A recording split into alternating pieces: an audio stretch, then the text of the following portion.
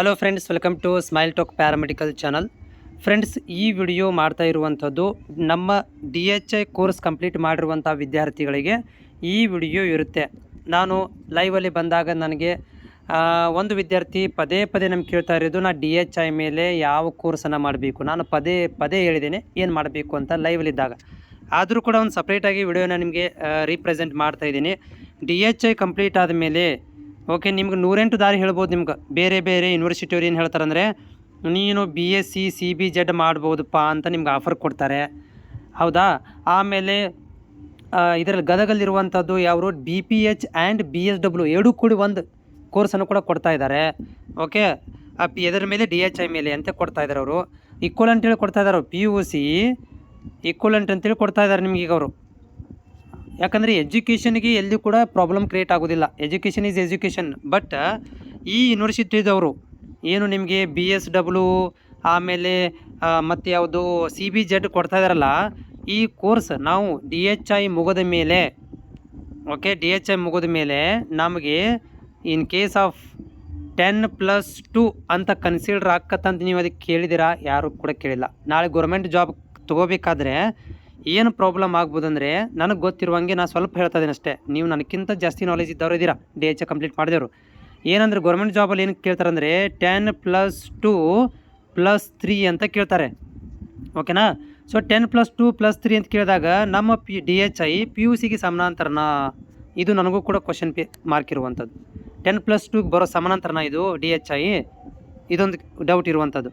ಆಮೇಲೆ ಇನ್ನೊಂದೇನೆಂದರೆ 3 ವರ್ಷ degree, okay, ಇದು ನೀವು ಜೆನ್ಯೂನಾಗಿ ಮಾಡಿದರೆ ಓಕೆ. ಇಲ್ಲಿ ಬಂದಿರೋ ನೀವು ಮಾಡ್ತಿರೋದು DHI ಮೇಲೆ DHI +3 ಅಂತ ಮಾಡ್ತಾಯಿದ್ದೀರಾ, 3 ವರ್ಷ degree ಮಾಡ್ತಾಯಿದ್ದೀರಾ.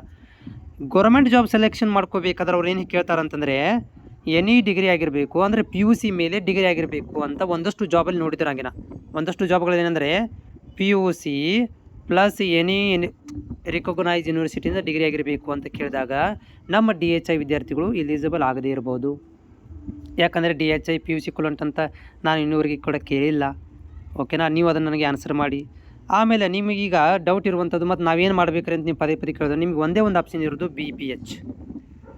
BPH bachelor public health. DHI ಮೇಲೆ ಪ್ಯೂರ್ ಆಗಿ ಜೆನ್ಯೂನ್ ಆಗಿ ರಾಜೀವ್ ಗಾಂಧಿ ಹೆಲ್ತ್ ಸೈನ್ಸ್ ಯೂನಿವರ್ಸಿಟಿಯಿಂದ ಕೊಡ್ತಾ ಇರುವಂಥದ್ದು BPH. ನೀವು ಮೆಡಿಕಲ್ ಅಂಡರಲ್ಲಿ ಬರೋದು, ಪ್ಯಾರಾಮೆಡಿಕಲ್ ಅಂಡರಲ್ಲಿ ಬರೋದರಿಂದ ನೀವು ಮೆಡಿಕಲ್ಗೆ ಸಂಬಂಧಿಸಿದಂಥ ಒಂದು BPH ಅನ್ನು ಕೋರ್ಸ್ ಮಾಡಬೇಕಾಗತ್ತೆ, ಅದು BPH. ಇದು ನಿಮಗೆ ರಿಯಲ್ ಆದಂಥ ಡಿಗ್ರಿ, ಯಾರಿಗೆ DH ಆದವ್ರಿಗೆ. ಉಳ್ಕಿದ ರಿಮೇನಿಂಗ್ ಕುವೆಂಪು ಯೂನಿವರ್ಸಿಟಿದವರು CBZ ಕೊಡ್ತಾ ಇದ್ದಾರೆ, ಗುಲ್ಬರ್ಗದವರು, ರಾಯಚೂರದವರು CBZ ಕೊಡ್ತಾ ಇದ್ದಾರೆ ಅಂತ ಕಲೀಲಿಕ್ಕೆ ಏನು ಅಬ್ಜೆಕ್ಷನ್ ಇಲ್ಲ. ಆದರೆ ಗೌರ್ಮೆಂಟ್ ಜಾಬ್ ಅಂತ ಬಂದಾಗ ಅದಕ್ಕೆ ಏನಾದರೂ ನಿಮಗೆ ತೊಂದರೆ ಆಗಬಹುದು ಅಂತ ನಾನು ನಿಮಗೆ ಹೇಳ್ತಾ ಇದ್ದೀನಿ ಅಷ್ಟೇ. ಅದನ್ನು ಕೂಡ ನೀವು ಕ್ಲಿಯರ್ ಮಾಡ್ಕೊಳ್ರಿ, ಹೌದಾ. ನಾವು DHI ಮೇಲೆ ಡಿಗ್ರಿ ಮಾಡಿದ್ದೀವಿ, ನಮಗೆ ಮುಂದೆ ಗೌರ್ಮೆಂಟ್ ಜಾಬಿಗೆ ಪ್ರಾಬ್ಲಮ್ ಆಗುತ್ತಾ? ಡಾಕ್ಯುಮೆಂಟ್ ವೆರಿಫಿಕೇಷನ್ ಟೈಮಲ್ಲಿ PUCಗೆ ಸಮಾನಾಂತರವಾಗಿ ನಿಮ್ಮ ಕನ್ಸಿಡರ್ ಮಾಡ್ತಾರೆ ಅನ್ನೋದನ್ನು ನೀವು ಕ್ಲಿಯರ್ ಮಾಡ್ಕೋಬೇಕು. ಮಾಡೋಂಗಿದ್ರೆ CBZ ಬೇರೆ BA BCom ಅಂತ ನೀವು ಹೇಳ್ತಾ ಇದ್ದೀರಿ, ಅದನ್ನು ಕೊಡ್ತಾರೆ ನಿಮಗೆ ಒಂದಷ್ಟು ಅದೇನು ಕಲೀಲಿಕ್ಕೆ, ದುಡ್ಡು ಕೊಟ್ಟು ಕಲೀಲಿಕ್ಕೆ ಯಾವ ಯೂನಿವರ್ಸಿಟಿಯವರು ಅಬ್ಜೆಕ್ಷನ್ ಹಾಕೋದಿಲ್ಲ. ನಿಮಗೆ ಕ್ಲಿಯರೆನ್ಸ್ ಸರ್ಟಿಫಿಕೇಟ್ ಕೊಟ್ಟುಬಿಡ್ತಾರೆ, ಮಾಡ್ಬೋದಪ್ಪ, ನೀನು BA ಮಾಡ್ಬೋದು, BCom ಮಾಡ್ಬೋದು, ಬಾರಪ್ಪ ಅಂದ್ಬಿಡ್ತಾರೆ. ಆದರೆ ಮುಂದೆ ಜಾಬಿಗೆ ನಿಮಗೆ ಪ್ರಾಬ್ಲಮ್ ಆದಿತ್ತು ಅನ್ನೋದೊಂದೇ ಡೌಟ್ ನನಗೆ. ಅದನ್ನು ಕೂಡ ನೀವು ಕ್ಲಿಯರ್ ಮಾಡ್ಕೊಂಡು BA BComಗೆ ಟ್ರೈ ಮಾಡ್ಕೊಳ್ರಿ. ನಾನು ಮಾಡಿ ಅಂತ ಹೇಳ್ತಾ ಇಲ್ಲ ನಿಮಗೆ, ನಿಮ್ಮ ಇಷ್ಟ ಅದು. ಆದರೆ ಜೆನ್ಯೂನ್ ಆಗಿರುವಂಥದ್ದು DHI ಮುಗಿದ ಮೇಲೆ BPHನೇ ಮಾಡಬೇಕು. ಜೆನ್ಯೂನ್ ಆಗಿ DHI ಮೇಲೆ ಇರೋದೇ BPH. ಹಾಗೆ ನೋಡಿದರೆ ಜೆನ್ಯೂನ್ ಆಗಿ ಕರೆಕ್ಟ್ ಬಿ ಅಂತಂದರೆ BPH. ಇದು 2 ವರ್ಷದ ಕೋರ್ಸ್ ಆಗುತ್ತೆ ನಿಮಗೆ. ಇದು ಬೆಂಗಳೂರಲ್ಲಿದೆ ಪ್ರೈವೇಟ್ ಕಾಲೇಜಲ್ಲಿ, ಓಕೆ. ಆಮೇಲೆ KLE ಬೆಳಗಾಮದಲ್ಲಿದೆ, SDM ಧಾರವಾಡದಲ್ಲಿದೆ. ಈ ಥರ ಪ್ರೈವೇಟ್ಗಳಲ್ಲಿದೆ. ನೀವು ಗೌರ್ಮೆಂಟ್ ಸೀಟನ್ನು ತೊಗೊಂಡು ಪ್ರೈವೇಟಿಗೆ ಹೋಗಬೇಕಾಗತ್ತೆ, ಗೌರ್ಮೆಂಟಲ್ಲೇ ಇಲ್ಲ, ಓಕೆನಾ.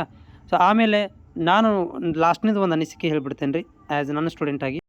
ನೋಡಿ, ಭಾಳಷ್ಟು ವಿದ್ಯಾರ್ಥಿಗಳು ಬಡ ಕುಟುಂಬದಿಂದ, ರೈತರ ಕುಟುಂಬದಿಂದ ನಮ್ಮ DHI ಕೋರ್ಸ್ ಮಾಡಿದವರು ಇದ್ದಾರೆ, ಸ್ಪೆಷಲಿ ಹೈದರಾಬಾದ್ ಕರ್ನಾಟಕ ಪ್ರಾಂತ್ಯದಲ್ಲಿರುವಂಥವ್ರು. ಸುಮ್ಮನೆ ಈ ಒಂದು ಕೋರ್ಸನ್ನು ಮಾಡಿದಿರಿ ತಪ್ಪಾಗಿಬಿಟ್ಟಿದೆ DHI ಈಗಿನ ಪರಿಸ್ಥಿತಿಯಲ್ಲಿ. ಆಮೇಲೆ 400 ಪೋಸ್ಟ್ಗಳನ್ನು ಕರೀಬೇಕಿತ್ತು. ಅಟ್ಲೀಸ್ಟ್ ಒಂದು 400 ಜನ ಆದರೂ ವಿದ್ಯಾರ್ಥಿಗಳು ಹೋಗ್ತಾಯಿದ್ರು, ಪಾರಾಗಿ ಜಾಬಿಗೆ ಹೋಗ್ತಾಯಿದ್ರು. ಔಟ್ ಆಫ್ 6,000-7,000 ವಿದ್ಯಾರ್ಥಿಗಳಲ್ಲಿ 400 ಜನ ಹೋಗ್ತಾಯಿದ್ರು. ಏನೋ ಒಂದು ಹ್ಯಾಪಿ ನ್ಯೂಸ್ ಅಂತ ಕೊಟ್ಟಿದ್ದರು. ಅದು ಕೂಡ ಪೆಂಡಿಂಗ್ ಇದೆ. ಇನ್ನೊಂದು 2-3 ವರ್ಷದ ತನಕ ಜಗ್ತಾರೆ ಅಂತ ನನಗನ್ನಿಸ್ತಾ ಇದೆ. ಯಾಕಂದರೆ ಸರ್ಕಾರಗಳು ನಿಮಗೆಲ್ಲ ಗೊತ್ತೇ ಇರುವಂಥದ್ದು, ದುಡ್ಡಿಲ್ಲ ಅದಿಲ್ಲ ಅಂಥೇಳಿ ಇದನ್ನು ಮಾಡಿಕೊಂಡು ಅವ್ನು ಹಾಗೆ ಸ್ಕಿಪ್ ಮಾಡ್ತಾ ಹೋಗ್ತಾರೆ. ಅದು ಇನ್ನೂ 2 ವರ್ಷ ಲೇಟ್ ಆಗ್ಬೋದು ನನಗೆ ಅನಿಸಿದ ಮಟ್ಟಿಗೆ.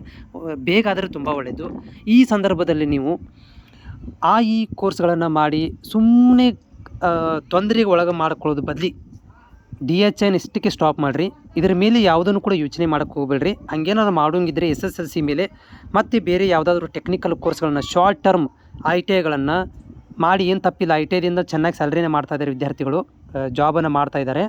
ಅಂಥ ಕೋರ್ಸ್ಗಳಿಗೆ ಪ್ರಯತ್ನ ಮಾಡ್ಕೊಳ್ರಿ. ಏನಾದರೂ ಮಾಡಿ ಸೆಟ್ ಆಗಿರಿ. ಇನ್ ಕೇಸ್ ಆಫ್ DHI ಮೇಲೆ ಜಾಬ್ ಕರೆದಾಗ ಬಂದು ಅಪ್ಲೈ ಮಾಡ್ಕೊಳ್ರಿ, ಇಲ್ಲ ಅಂತಿಲ್ಲ. ಅದನ್ನು ಜಪ ಮಾಡ್ತಾ ಕೂತ್ಕೊಳಕ್ಕೆ ಹೋಗ್ಬೇಡ್ರಿ. ಅದರ ಮೇಲೆ ಯಾವುದೋ ಯೂನಿವರ್ಸಿಟಿದವರು ಆಫರ್ ಕೊಟ್ಟಿದ್ದಾರೆ ಅಂಥೇಳಿ ದುಡ್ಡು ಖರ್ಚು ಮಾಡಿ ಕಲಿತು ಅದನ್ನು ಅನ್ಯೂಸ್ ಮಾಡ್ಕೊಳಕ್ಕೆ ಹೋಗಬೇಡಿ. ನಾನು ನಿಮ್ಮ ಕಿವಿ ಮಾತು ಹೇಳ್ತಾ ಇದ್ದೀನಿ. ಆಮೇಲೆ ಬೇಗ ಎಲ್ಲರೂ ಕೂಡ ಒಂದು ಸೆಟ್ ಆಗಿಬಿಡ್ರಿ. ಆಮೇಲೆ DHI ಮೇಲೇ ನಿಮಗೆ ಜೀವನ ಆಗುತ್ತಂತಿಲ್ಲ. DHI ಮಾಡಿದ್ರು ಅಷ್ಟೇ ಏನು ಉದ್ಧಾರ ಆಗಿಲ್ಲ ಸೊಸೈಟಿ ಒಳಗಡೆ, ಓಕೆನಾ? ಸೊ ಹೀಗಾಗಿ ನಿಮ್ಮ ದಿನಗಳನ್ನು ಹಾಳು ಮಾಡ್ಕೊಕ್ಕೆ ಹೋಗ್ಬೇಡ್ರಿ. 1 ವರ್ಷದ ಶಾರ್ಟ್ ಕೋರ್ಸ್ಗಳನ್ನು ಏನಾದರೂ ಮಾಡಿಕೊಂಡು ನಿಮ್ಮ ಜೀವನ ಉಪಾಯಕ್ಕೆ ಈಗೇನು ಪ್ರೆಸೆಂಟ್ ಇದೆ ಅದನ್ನು ಸ್ಕಿಪ್ ಮಾಡಲಿಕ್ಕೆ ಆದರೂ ಕೂಡ ನೀವು ಒಂದು ಕೋರ್ಸ್ಗಳನ್ನು ಬೇರೆ ಕೋರ್ಸ್ಗಳನ್ನು ಮಾಡ್ಕೊಳ್ರಿ. ಬರೀ ಡಿಗ್ರಿ ಅನ್ನಕ್ಕೆ ಹೋಗ್ಬೇಡ್ರಿ. ಏನು ಡಿಗ್ರಿ ಮೇಲೆ ಏನು ದೊಡ್ಡ ಸಾಧನೆ ಆಗೋದಿಲ್ಲ ನನ್ನ ಪ್ರಕಾರ. ನೀವೇನು DHI ಮೇಲೆ BA ಮಾಡ್ಕೊಂಡು IAS ಆಫೀಸರ್ ಅಂತ ಏನು ಆಗೋದಿಲ್ಲ. ಯಾಕಂದರೆ DHIನೇ ಕಷ್ಟಪಟ್ಟು ನೀವು ಪಾಸ್ ಆಗಿದ್ದೀರಿ, DHIನೇ ಒದ್ದಾಡಿ ಪಾಸ್ ಮಾಡ್ಕೊಂಡಿದ್ದೀರಿ. ಆದಮೇಲೆ ಸುಮ್ಮನೆ ನೀವು ಅದನ್ನು ಡಿಗ್ರಿ ಮಾಡ್ಕೊಂಡು ಏನು ಮಾಡಬೇಕಂತ ಮಾಡೋಕ್ಕೆ ಹೋಗ್ಬೇಡ್ರಿ. ಭಾಳಷ್ಟು ಹುದ್ದೆಗಳಿದಾವೆ. ಸಾವಿರಾರು ವಿದ್ಯಾರ್ಥಿಗಳು 2 ವರ್ಷದ್ದು ಇಂಜಿನಿಯರಿಂಗ್ ಡಿಪ್ಲೊಮಾ ಕೋರ್ಸ್ಗಳನ್ನು ಮಾಡಿದ್ದಾರೆ, ITIಗಳನ್ನು ಮಾಡ್ಕೊಂಡಿದ್ದಾರೆ. ಸಾವಿರಾರು ವಿದ್ಯಾರ್ಥಿಗಳು ITIಗಳನ್ನು ಕೋರ್ಸ್ ಮಾಡಿಕೊಂಡು ದೊಡ್ಡ ದೊಡ್ಡ ಕಂಪ್ನಿಗಳಲ್ಲಿ ಕೂಡ ಜಾಬನ್ನು ಮಾಡ್ತಾಯಿದ್ದಾರೆ. ಅವರೇನು DHI ಮಾಡಿಲ್ಲ, ಓಕೆನಾ? ಸೊ ಹಿಂಗಿರಬೇಕಾದ್ರೆ ನೀವು ಇದರ ಮೇಲೇ ಈ DHI ಮೇಲೆ ಏನು ಅಂತ ಜಪ ಮಾಡೋಕ್ಕೆ ಹೋಗಬೇಡ್ರಿ. ದಿನಗಳನ್ನು ಹಾಳು ಮಾಡ್ಕೊಳಕ್ಕೆ ಹೋಗಬೇಡ್ರಿ. ಎಲ್ಲರೂ ಒಂದು ಕಡೆ ಸೆಟ್ ಆಗಿರಿ, ಲೈಫನ್ನು ಸೆಟ್ ಮಾಡ್ಕೊಳ್ರಿ. ಓಕೆ, ಎಲ್ಲ ಮಾಡೋಂಗಿದ್ರೆ BPH ಮಾಡ್ಕೊಳ್ರಿ. ಇಲ್ಲಾಂದರೆ ಬೇರೆ ಕೋರ್ಸ್ ಅಂತ ನನಗಂತ ಇಂಟ್ರೆಸ್ಟಿಂಗ್ ಇಲ್ಲ. ನೀವೇನಾದರೂ BA ಮಾಡೋಂಗಿದ್ರೆ ನಿಮ್ಮ ಇಂಟ್ರೆಸ್ಟ್ ಅದು. ಬಟ್ ಇದರ ಮೇಲೆ ಕ್ರಾಸಿಂಗ್ ಮಾಡೋಕ್ಕಂತೂ ಹೋಗೋಕ್ಕೆ ಹೋಗಬೇಡಿ. ಇದರ ಮೇಲೇ ಬೇರೆ ಜಾಬ್, ಇದರ ಮೇಲೇ ಎಜುಕೇಷನ್ ಮಾಡೋಕ್ಕೆ ಹೋಗಬೇಡಿ. ಇದರದ್ದೇ ತುಂಬ ಕಷ್ಟ ಆಗಿಬಿಟ್ಟಿದೆ ಇದೇ ಒಂದು ಕೋರ್ಸಿಂದ. ಇದರ ಮೇಲೆ ಇದನ್ನು ಮುಂದುವರ್ಸೋಕ್ಕೆ ಹೋಗಬೇಡ್ರಿ. ಬೇರೆ ಯಾವ್ದಾರು PUC ಮಾಡ್ಕೊಳ್ರಿ. ಯಾರು ಈಗ ಸಣ್ಣ ವಯಸ್ಸಲ್ಲಿದ್ದೀರಿ, 18-19 ಇದ್ದೀರಿ, PUC ಕಂಪ್ಲೀಟ್ ಮಾಡ್ಕೊಳ್ರಿ. PUC ಮೇಲೆ ಬೇರೆ ಏನಾದರೂ ಕೋರ್ಸ್ಗಳನ್ನು ಮಾಡ್ಕೊಳ್ರಿ. ಇಲ್ಲಪ್ಪ ಅಂದರೆ ITIಗಳಂಥ ಕೋರ್ಸ್ಗಳನ್ನು ಮಾಡ್ಕೊಳ್ರಿ. ಡಿಪ್ಲೊಮಾ ಇಂಜಿನಿಯರ್ಗಳಂಥ ಡಿಪ್ಲೊಮಾ ಇಂಜಿನಿಯರ್ದಲ್ಲಿ ಎಲೆಕ್ಟ್ರಾನಿಕ್ಸ್ ಮತ್ತು ಮೆಕ್ಯಾನಿಕಲ್, ಆಟೋಮೇಷನ್ ಅಂತ ಈ 2 ವರ್ಷದ ಕೋರ್ಸ್ ಇದ್ದಾವೆ. 2 ವರ್ಷದ ಕೋರ್ಸ್ಗಳನ್ನು ಮಾಡಿಕೊಂಡು ನಿಮಗೆ MNC ಕಂಪ್ನಿಗಳಿಗೆ ಜಾಬ್ಗಳನ್ನು ಟ್ರೈ ಮಾಡಿರಿ. ಲೈಫ್ ಚಲೋ ಆಗ್ಬೋದು.